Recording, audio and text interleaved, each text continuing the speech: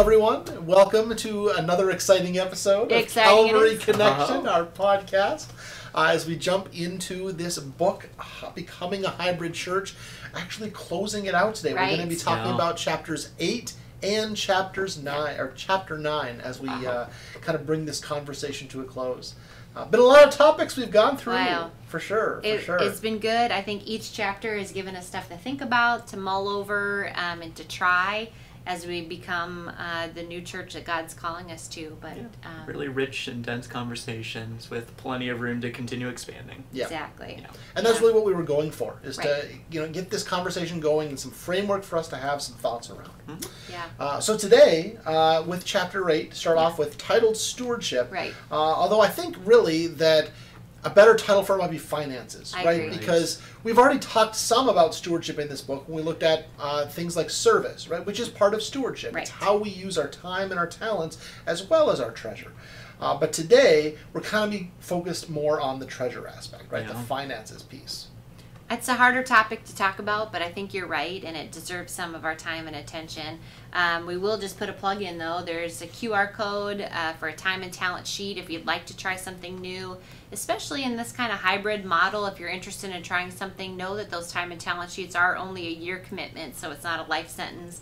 And just to maybe try a new partnership, a new ministry, wherever you are, and give us some feedback on that. But again, I agree, stewardship is more than money, but it is time to focus on a little bit about how we do use our money as part of our worship, as part of our life experience, following Jesus. Yeah, I think it might be healthy to start with a disclaimer too, that conversations about finances aren't meant to be shameful or guilt-ridden. That was a part of the chapter as well, is that guilt is not a key component of giving financially. So as we have these conversations, just know that it's a guilt-free, judgment-free zone when we talk about what we're able to offer financially. Absolutely.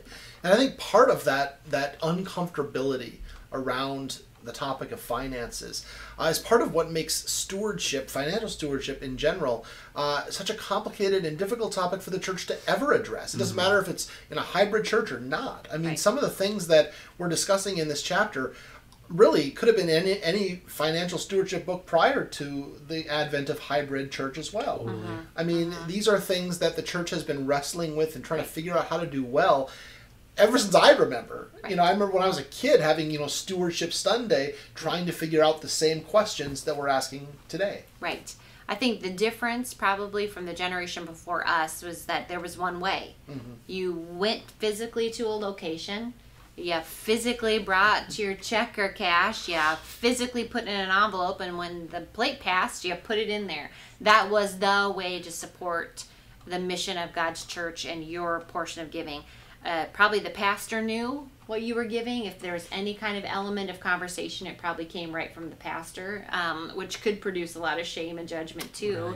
But there weren't any other ways to support the church, maybe in a memorial or something like that. But now that there are number of ways, and that has been for most of our lifetimes probably some other ways of giving, I think that has sent a confusing message of you pass the plate, you don't put anything in it, you're fumbling with your phone, like what's going on here as we're giving our offering.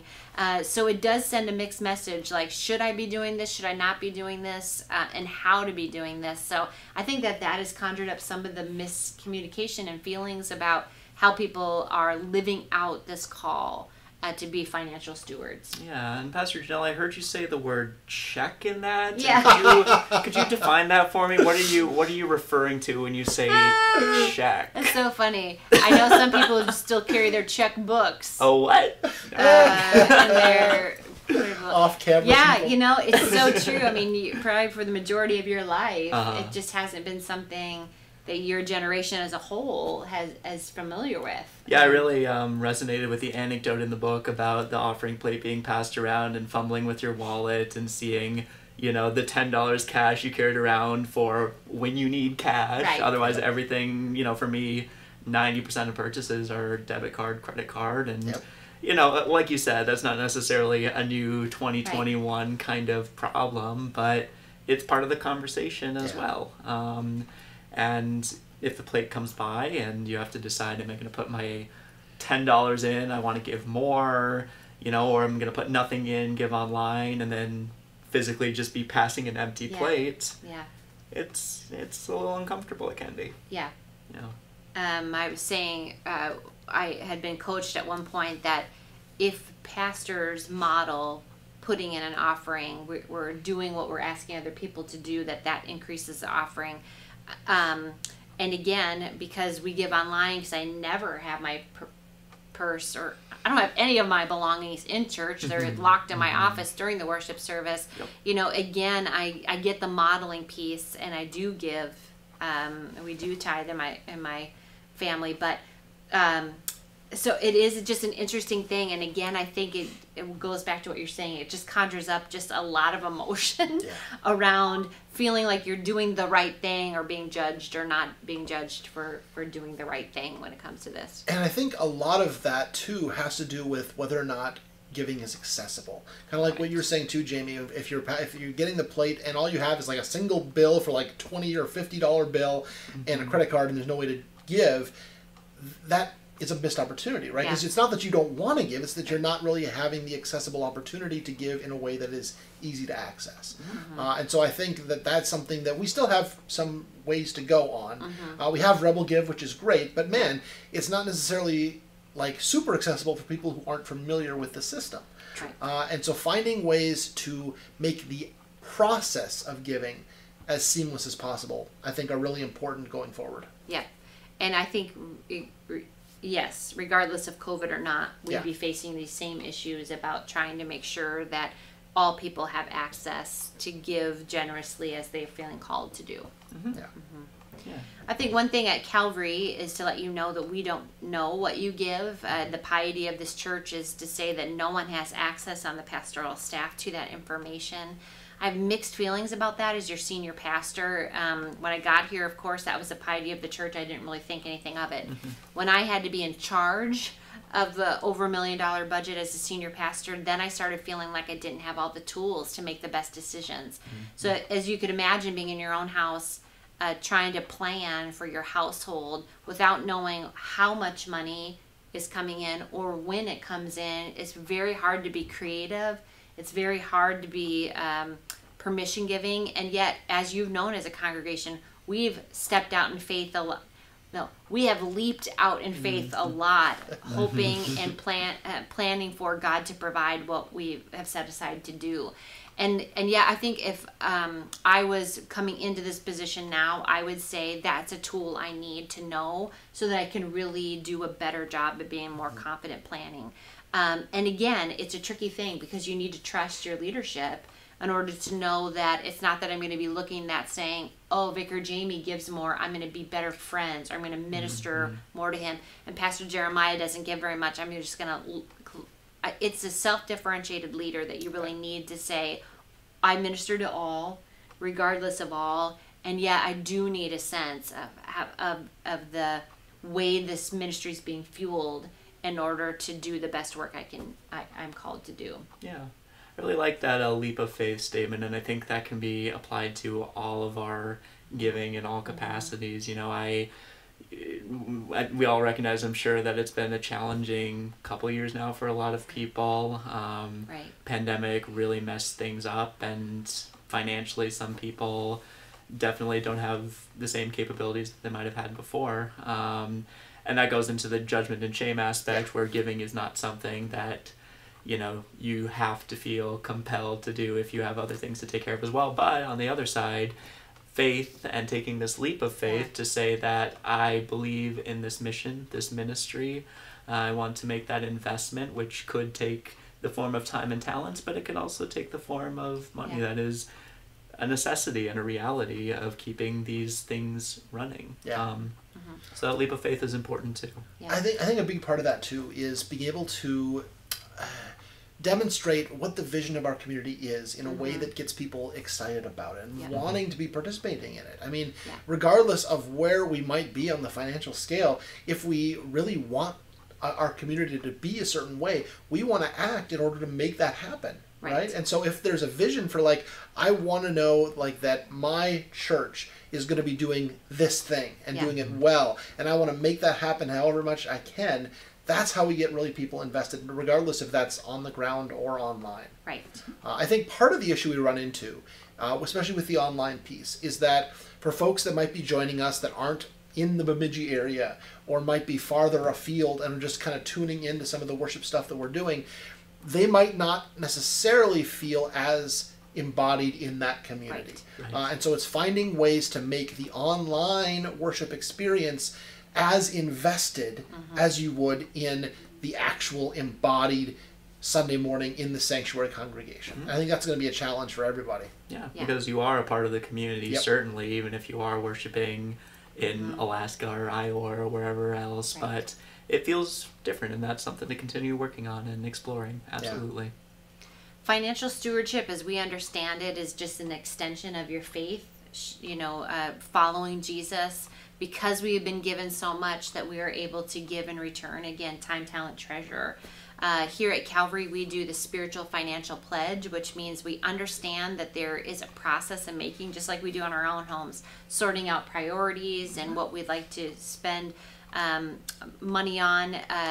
And yet it's something that no one sees here again. And so the exercise is really for you to say, okay, Calvary needs this amount in order to keep the wheels on the bus, supporting its best resources, facility, which we'll get to in just a second, and the staff that is doing a lot of the faith formation and programming. So here's what we need. We trust that God is going to provide it through the variety of offerings that we do have, and you setting aside your own kind of promise to God, again, not being seen by any of us or any leadership, and return back to you. How you doing on your commitment to God through this place? I think has given some teeth to the personal invite to what you're invested, as well as what is needed to kind of keep the financial wheels on the bus. Absolutely. But we are a benevolent church too. We give away over 10% of what we receive to bless partners, and this year, in my honor, we were able to give an additional $5,000 gift to 2 local partners that we usually don't get to support, because we do feel so blessed with the abundance that God has given, even though in tough times. Right. And so I want to thank you for those gifts and honoring God in those ways that we can. For sure. Amen. Yeah, Well, anything else on stewardship before we jump into talking about chapter 9? I'm ready. I think we're Okay. good. Yeah. So chapter 9 deals with, we just talked about the facility, right? The building, the actual physical stuff we have, and the role that plays in a hybrid church. Because, as the authors have been talking about throughout the entire book, hybrid doesn't mean online only, right? It means a co-equal use of the online with the offline. And having a physical space does play into both of those pieces, right? It's not like if we were going to go only online, we wouldn't need a site in order to broadcast that from. Right. Yeah. Right. Yeah, the old model was we build a place like Solomon's temple, and you gather here. I mean, and that has served us well until COVID. Right. Then COVID switched it on its heels and say, this is a place that we can gather, and we can also use as an outreach outpost. And again, it's an intentionality of doing both well. And I think one program that we're exploring doing both well is confirmation. Yes. We are gathering place for some, and some are doing independent study and just seeing this on a live stream and doing faith formation at home. I mean, that's using facility here, it's using facility there, and all for God's glory. And so that's one way that this hybrid kind of model using a facility may be just one model for us. Absolutely. I think something that was important that was mentioned in the book is that since we are still, obviously using the facility for both the hybrid and the offline pieces of being a church community, it's still important to invest in the site and in the building and the facilities themselves. For sure. Because without those things, neither of those two ministries are possible. Right. And I think about it a lot in a survival versus thriving kind of aspect, especially when it comes to investing in Wi-Fi and connections to the internet and high quality streaming. It's certainly March, April of 2020, it was a lot of let's figure out what we have and what we can offer, and there was a lot of grace there. And now 2 years into this hybrid model with a hopeful future of continuing it, finding ways to minimize those glitches and to show that we really care about this experience of worship as well. Like the online component is as important as the in-person component. And actual hybrid spaces, not like strictly online or in person, but like we've got some of our rooms in the back here that we're wiring up so that you can have like Zoom meetings with in-person and online at the same time. Something I was talking about with our theology book group, right? Yeah. That right now is meeting online through Zoom, but would love the opportunity in the future to meet in person and online in the same meeting. And to be able to offer that to a number of different groups really would be a truly hybrid approach that I'm hoping we can be in the future. Yep. Absolutely. Yeah, I think the fear is that because there are less people gathering in one space, there'll be a less attention to keeping the facilities up. People won't be around, they won't see that the roof's leaking again or that we need to do some things. And so I think continuing to know that this gift of a building needs to be maintained as it is as a gift, and is one of our best resources. So knowing that this space has been expanded over time to meet the needs, but most of those needs were because we were all meeting here. And now this hybrid model of, again, our worship numbers, hundreds on Sunday to 100 maybe on Sunday. How do we communicate a thought that says, you might not ever step foot in the building, but this is a part of the resource and the mission that we're called to steward, and that is the gift of this place, the gift of these 4 walls and this 40 acres and all the things like you're saying. How can it be a sustainable place? We replace the LED lights to do more, all those things that are still important, but it may feel like, didn't we just do that? Yeah. It just seems like we just had a capital appeal to do whatever, and we're fixing another furnace. Yes.